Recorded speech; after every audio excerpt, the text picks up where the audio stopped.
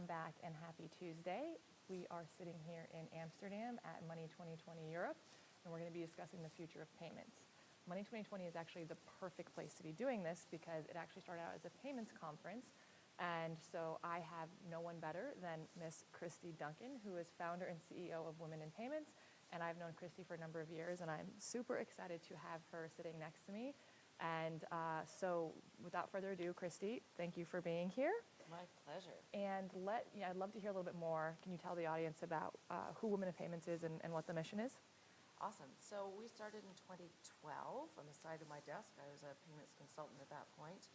And we've grown now. We're in 5 countries and 4 continents. And our mandate is connect, inspire, and champion women across the global payments ecosystem.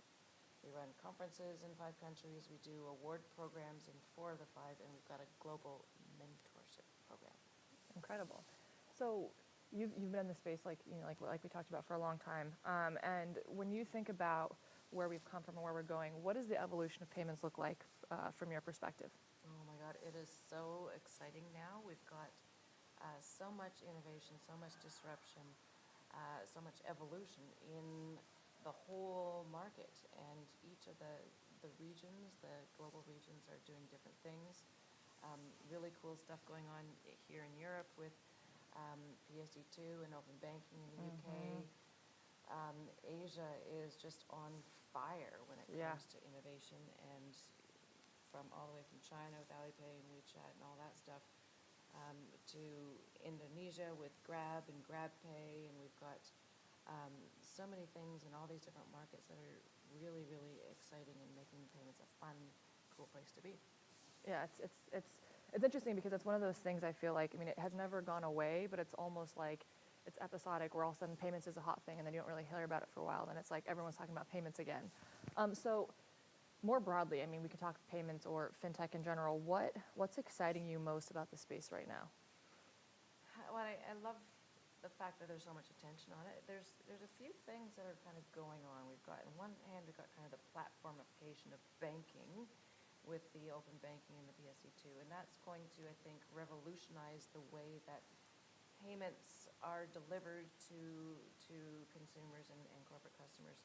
But on the other side, we also have payments kind of going under the covers and becoming part of the user experience, of the user journey, in a different way. So, for example, the Uberization of payments, right? Where it just kind of becomes part of the user experience, but not a problem with a difficult part of that user journey. Sometimes it can be kind of clunky, and if it's not well managed, then it becomes it's a shopping cart abandonment. So it's nice to see that we can actually incorporate it and put it under the covers so that it actually becomes a really seamless experience. Yeah, so this morning, Peggy from PayPal mentioned on the keynote stage that PayPal is doing 57 million transactions a day. And then I also saw in the news last week that PayPal announced that they have done over 10 billion in loans to over 225,000 small businesses. So if you think about how at the beginning of the day, PayPal is a payments company, but now they're doing things through loans, what do you see as some of the more exciting applications that payments have enabled in other parts of the ecosystem? Yeah, it's so interesting. So we've got the Alipay and the WeChats and the PayPal's now kind of getting into the SME loans and other spaces.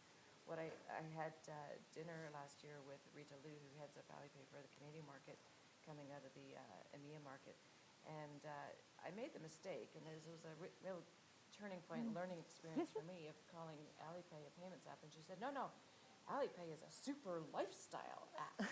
And I thought, you know what, it's true, and obviously that she's in the heart of it, but what's happening is the payments are now spreading into other services for these solutions to add value, and even looking at Grab out of Malaysia now spreading across the Southeast Asian market. They are going into Grab Pay, but Grab Eats and Grab small business loans. Right. So they've got this captive market of Grab drivers, and they're offering micro short-term loans to them. We see that with PayPal. So it's really starting to proliferate, and it's almost like this race to become the super lifestyle apps in all Yeah. these different markets. It makes a lot of sense, and it's interesting too because you've seen, you mentioned what was happening over in China, and you see the same thing in Korea where one app does everything, and some of those have come over, like to the United States as an example, and have failed because behaviorally, American consumers are not the same as Chinese or Korean consumers. But that's starting to change now, where it's all coming back together. Very interesting. So, what startups do you have your eyes on right now? Which ones are you most excited about? Is there any ones in particular? Well, I always want to mention the startups that I'm involved with. Of course, of course. Which is cool. I've invested in advising to 3 startups in the Canadian market, all led by women. There you go. Awesome. One of them is called FiSpan, which is started by Lisa Shields, who started Hyperwallet 20 years ago and sold it to PayPal last year.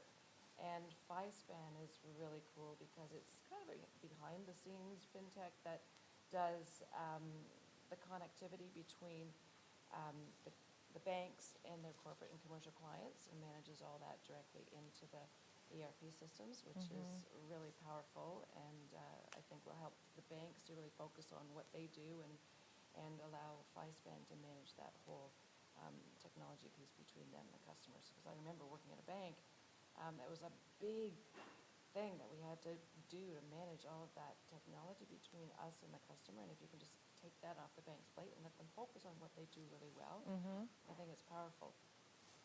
Another one is small ones. Some of the smaller ones are kind of interesting. Thrive Savings is one.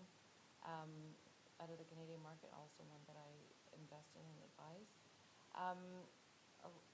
Other than that, different markets, different apps. It's hard to pick one or another one. I love the ones that kind of bring the shopping experience in.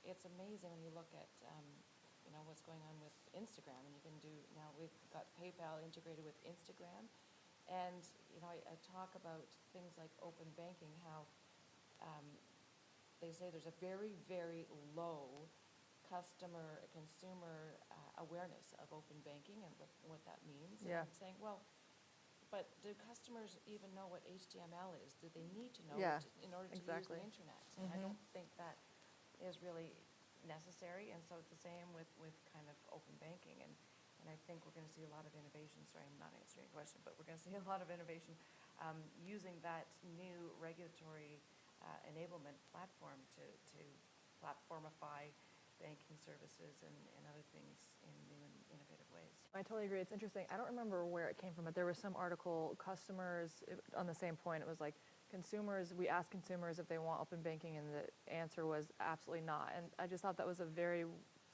not the best way to approach that. It's like, they don't even know, they don't know what it is, and they don't even know if they're going to need it. If you explain a different way of this is how it's going to enhance your experience, the example you gave with Instagram and PayPal, then actually they probably would want it. So, perfect.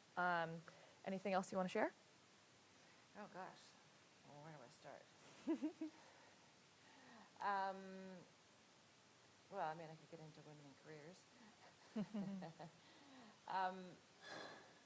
For me, it's really exciting seeing what's going on in these markets. I'm really excited by the UK and EU markets with the open banking. I think that's really, really exciting. I look at open banking as the biggest game changer in this century, because it's taking us to a whole new level, and there's a lot of opportunity. It certainly hasn't all opened up yet, and people haven't finished figuring out how we can use this and how we can innovate and what new cool things we can do. It's like when the internet was invented, who would have thought 20 years ago, hey, you're going to be able to do Instagram and Facebook and online purchasing through this cool new platform. So it's really, really exciting. I get really excited about looking at what's going on in India. Oh my gosh. Yes.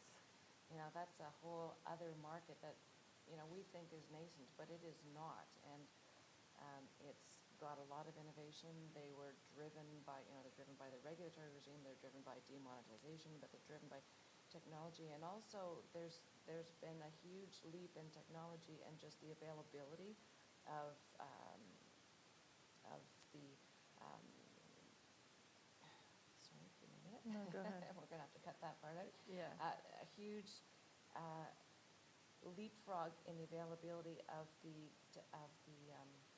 wireless, the Wi-Fi platform, and so now they're leapfrogging us in terms of being plugged into the digital age, and there's huge opportunities there. So it's exciting. Google's getting into everybody. All the big players are now getting in there and starting to do things, but doing things differently for the Indian market that they're now starting to port into other markets, which I think is really cool. So we're getting cross-pollination across all these different geographies. Yeah, and even if you think about like some of the emerging markets in general, they from the digital landscape, a lot of them skipped that computer piece and went straight to mobile, and so now this next generation is equipped with things that they never had before. So there's a lot of opportunities there. All right, awesome. Well, thank you so much. And if you would like to see more about Kristy's background and hear this entire interview, it will be on YouTube. Please click the link below, and until next week. Awesome. Thanks.